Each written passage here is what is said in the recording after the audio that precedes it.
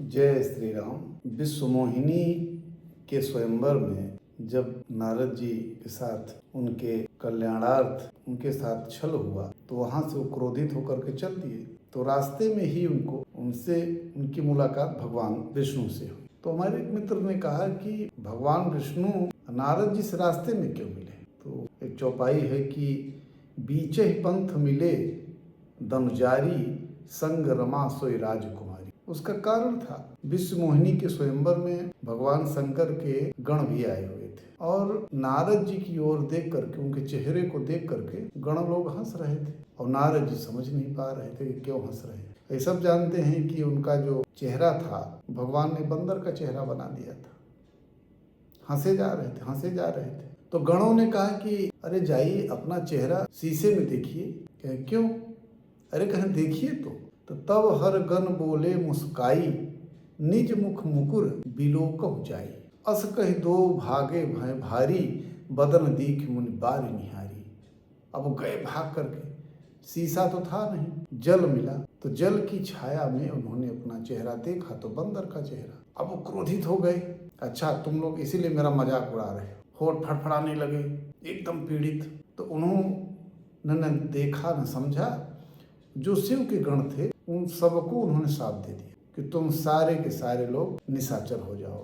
अब वो सब भागे वहां से और तुरंत ही नारद जी वहां से चल दिए और कहे कि ये जो सारा ये जो हुआ है खेल, ये सब भगवान विष्णु ने खेल किया है। अब मैं जाता हूँ क्षीर सागर में, क्योंकि भगवान विष्णु क्षीर सागर में वहीं मिलता हूँ। उनसे पूछता हूँ भैया आपने मेरे साथ ऐसा क्यों किया। तो फरकत अधर कोप मन माहिन सपद चले कमलापति पाही। वो चल दिए, पैदल ही चल दिए। लेकिन ध्यान देने योग्य बात यह है कि वह जिस मार्ग से जा रहे हैं, जिस अवस्था में वह जा रहे हैं क्षीर सागर, वो रास्ता ही उन्होंने गलत चुना। क्या गलत था? काम क्रोध मद लोभ मोह नाथ नरक के पंथ। जिस रास्ते को उन्होंने काम क्रोध मद लोभ इस मार्ग से वो जा रहे थे और वो मार्ग उनको नरक के दरवाजे ले जाता, नरक ले जाता। इसलिए भगवान उनको रास्ते में ही मिल गए और पूछे कि नारद जी कहाँ जा रहे हैं। नारद जी और आगे बोला, कहे कि आप ही ने ये सारी माया रची है और आप हमसे पूछ रहे हैं कि मैं कहाँ जा रहा हूँ। तब भगवान ने कहा कि नहीं, मैं आपसे यह पूछ रहा हूँ आप जिस रास्ते से जा रहे हैं वो रास्ता तो नरक की तरफ जाता है, इसलिए मैं आपको रोका कि भाई पूछूं कि आप ऐसा क्यों कर रहे हैं। तो उन्होंने भी कहा कि जो मेरी जो स्थिति हुई है, जो मेरी अवस्था हुई है, ये बनी है, ये आपका ही सारा खेल है ये। इसलिए उसी समय नारद जी क्रोध में तो थे ही, काम से पीड़ित भी थे, भगवान को भी शाप दे दिया। और जैसे शाप दिया तत्क्षण भगवान ने उनके ऊपर जो माया का प्रभाव था उस माया का हरण भी कर लिया।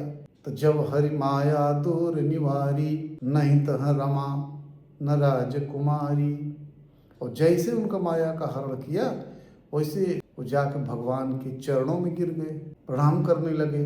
तब मुनि अति सभीत हरि चरणा गए, भगवान के चरण पकड़ लिए और गहे पाहि प्रणतारति हरना। और चरण पकड़ कहे कि प्रभु अब ये बताइए कि अब गलती तो हो गई मुझसे, अब इसका निवारण क्या है, कैसे इन गलतियों से मैं मुक्त होऊंगा। तो फिर भगवान ने यही कहा कि जपहु जाई शंकर सतनामा होई ही हृदय तुरत विश्रामा।